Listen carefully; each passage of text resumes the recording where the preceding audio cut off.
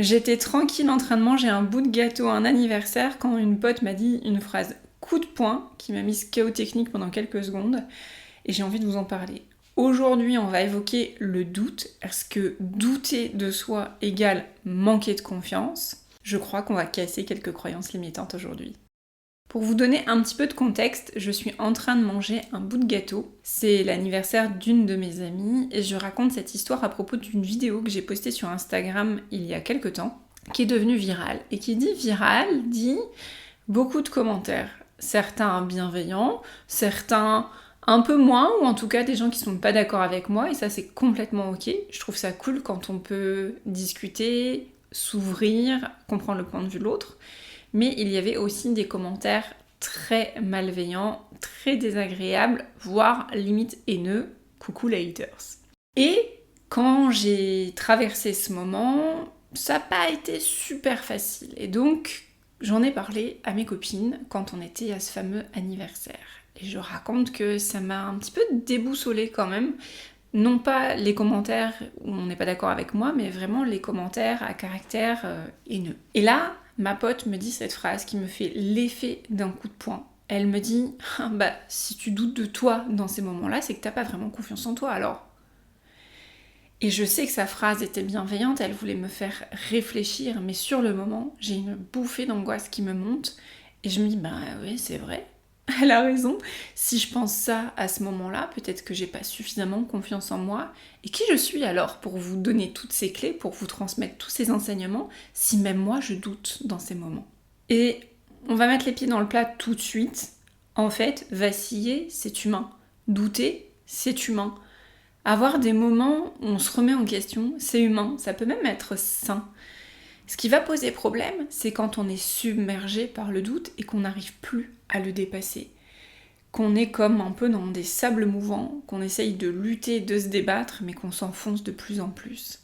Et ce qui va changer, ce n'est pas est-ce que vous allez douter ou non quand vous recevez une critique, mais plutôt qu'est-ce que vous allez faire quand vous êtes en train de douter, quand vous sentez que vous êtes en train de vaciller. Après ces quelques secondes de blanc, je me suis rappelé cette célèbre phrase de Brené Brown, qui est une chercheuse en psychologie, une chercheuse américaine, et qui dit qu'être vulnérable, ce n'est pas être défaillant.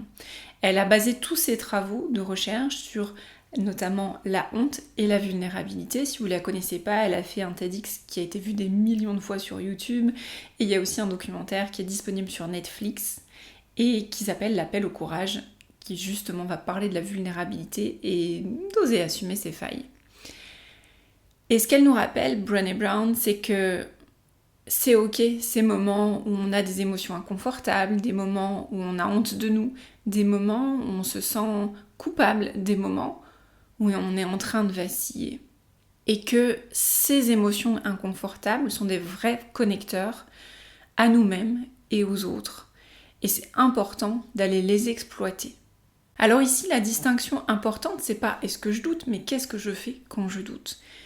Personnellement, dans des moments comme ça, la première chose que je fais, c'est que je me rappelle que ma vulnérabilité fait partie de mon humanité.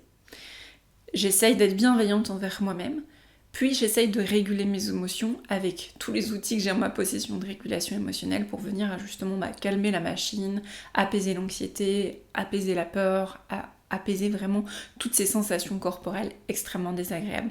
Je vais pas forcément m'épiloguer ici parce que sinon ce serait très long, mais je pourrais éventuellement faire un autre épisode si vous le souhaitez. N'hésitez pas à m'envoyer un petit mot si vous avez envie de connaître les différents outils de régulation émotionnelle justement.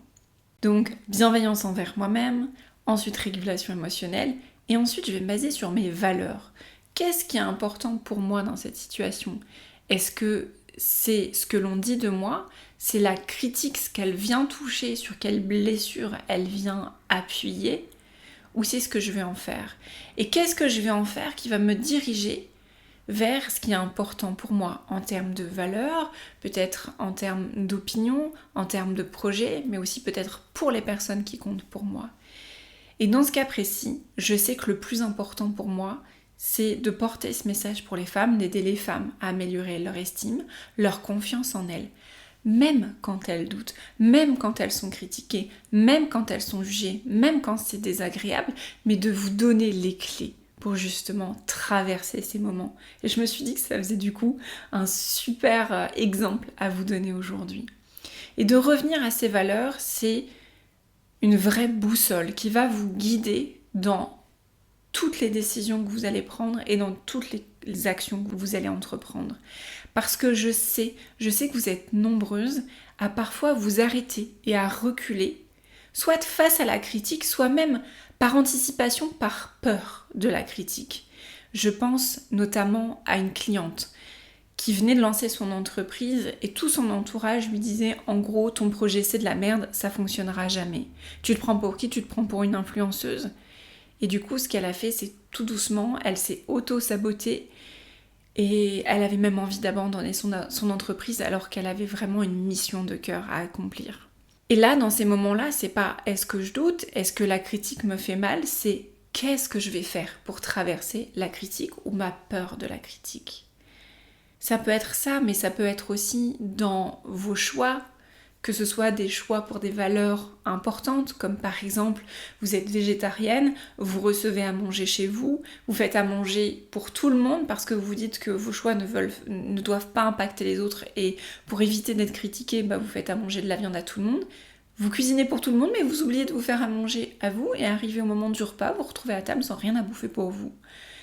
Ou alors de ces moments où vous êtes fatigué, vous avez besoin de prendre soin de vous, prendre soin de votre batterie sociale, prendre soin de votre santé mentale, et vous avez envie de refuser une soirée. Mais là, vous avez peur de passer pour la nana dont on va dire qu'elle est pas fun, qu'elle participe pas aux soirées, etc. Vous avez peur de la critique, ou même vous vous êtes déjà fait critiquer pour ça. Et du coup, comme vous n'avez pas forcément établi les schémas qui sont là en jeu, qui peuvent parfois remonter très très loin. Notamment, je pense aux exemples que je vous cite là, parfois on est sur des schémas qui sont installés depuis 10, 20, 30 ans et qui tournent encore et qui vous empêchent de dépasser la critique. Et parce que aussi vous n'avez pas les outils de régulation émotionnelle pour traverser cet inconfort. Et donc, ce que je vais vous inviter à faire là, déjà premièrement, c'est de regarder la critique est-elle fondée ? Est-ce qu'elle se base sur des faits? Qu'est-ce qu'elle dit de vous? Sur quelle blessure elle vient appuyer? Et après cela, qu'est-ce qui reste important pour vous? Qu'est-ce qui vaut le coup de traverser la critique? Même si c'est pas facile, derrière la critique, qu'est-ce qu'il y a d'important? Comme valeur, comme choix, comme trait de caractère, comme façon d'être ou comme décision importante à prendre. Et je sais que certaines critiques vous semblent tellement légitimes. Je pense à l'une de mes clientes, sa collègue en réunion balance comme ça qu'elle a trop de dossiers et qu'elle a beaucoup plus de dossiers qu'elle et que c'est plus possible, il faut que ça change. Et ma cliente, tout de suite, elle se sent déstabilisée, elle se dit oui, c'est vrai, les chiffres sont là, les faits sont là. Elle a plus de travail que moi, mais pourtant, moi, je me sens surchargée. Moi, je cours tout le temps, là où elle a le temps de déjeuner. Moi, des fois, je saute des pauses repas. Qu'est-ce qui se passe? Et en regardant de plus près cette critique, il s'est avéré qu'après avoir dépassé cette phase de doute, ma cliente s'est rendue compte qu'il ne s'agissait pas seulement du nombre de dossiers, mais de la charge, de la lourdeur et de la complexité des dossiers dont il était question. Et que parce qu'on lui faisait confiance, on avait tendance à lui confier les dossiers les plus complexes. Et donc forcément, les chiffres, ils parlaient pas forcément d'eux-mêmes. Et elle a pu revenir dans ses valeurs, à la fois de faire bien son travail, mais aussi de poser ses limites, même si c'est pas facile de le faire, même si elle risque d'être critiquée pour le faire. Et donc, c'est hyper important que vous regardiez en face, même quand ça vous semble légitime, même quand ça vous semble factuel, qu'est-ce qui est vraiment dit? Qu'est-ce qui est critiqué? Et est-ce que cette critique, vous avez envie de vous y accrocher?